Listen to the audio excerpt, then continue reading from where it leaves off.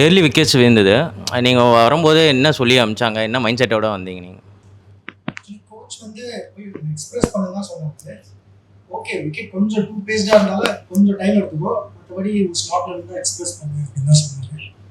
So கரெக்டாக பண்ணிடுச்சு. First game இந்த சீசனில் ஆடுறீங்க, எப்படி ஃபீல் பண்ணுறீங்க? நல்லா ஸ்கோர் பண்ணியிருக்கீங்க. ஓகே இன்னும் கொஞ்சம் பெட்டராக அடிச்சிருந்தோன்னா அந்த 20 ரன் ஷாட் மாதிரி ஃபீல் ஆச்சு. ஓகே நல்ல ப்ரிப்பரேஷன் எல்லாமே நல்லா தான் பண்ணோம். அந்த மொமெண்டம் எங்கள் சைடு வரல.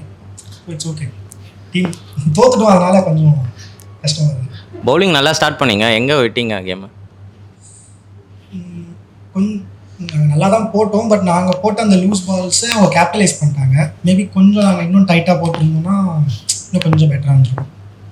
நெக்ஸ்ட் கேம் எப்படி டர்ன் அப் பண்ணுவீங்க? ஏன்னா ஆடின எல்லா மேட்சும் லூசிங் சைடில் இருந்திருக்கீங்க. நெக்ஸ்ட் மேட்ச் எப்படி டர்ன் அப் பண்ணுவீங்க? இன்னும் 3 மேட்ச் இருக்குது. நாங்கள் எங்களோட பெஸ்ட்டை கொடுப்போம், பட் ரிசல்ட் என்ன வருதுன்னு பார்ப்போம். பட் நாங்கள் எங்களோட பெஸ்ட்டை கொடுப்போம், டீமாக விளையாடுவோம், பார்ப்போம். Okay, thank you. 2 match win in a row, எப்படி ஃபீல் பண்ணுறீங்க? 2 வின் இன் எ ரோ கொஞ்சம் பெட்டராக தான் டீம் இப்போ நல்லா பண்ணிகிட்ருக்குறோம். பிளான்ஸ்லாம் நல்லா கரெக்டாக பண்ணிகிட்ருக்குறோம். எண்ணில் வந்து ரன்ஸ் லீக் பண்ணீங்க, அப்பயும் நீங்கள் நல்லா போட்டிங்க. என்ன பிளான் இருந்தது? எல்லாருக்குமே ஒரு செட் ஆஃப் பிளான் இருக்குது. நாங்கள் நெல்லை மேட்ச் வந்துட்டு கரெக்டாக இன்னும் பண்ணியிருக்கணும், கரெக்டாக எக்ஸிக்யூட் பண்ணியிருக்கணும் பிளான்ஸ்லாம். நாங்கள் நிறைய எரர் பண்ணோம், அதனால தான் அந்த மேட்ச் லாஸ் பண்ணோம்.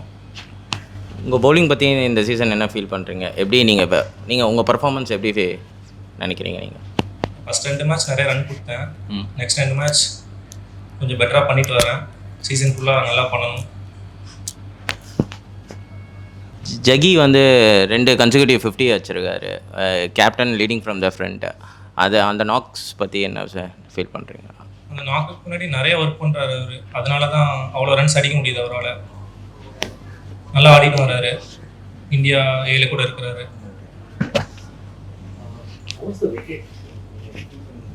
விக்கெட் வந்துட்டு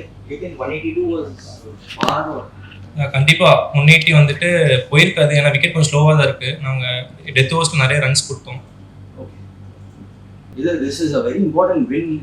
கண்டிப்பாக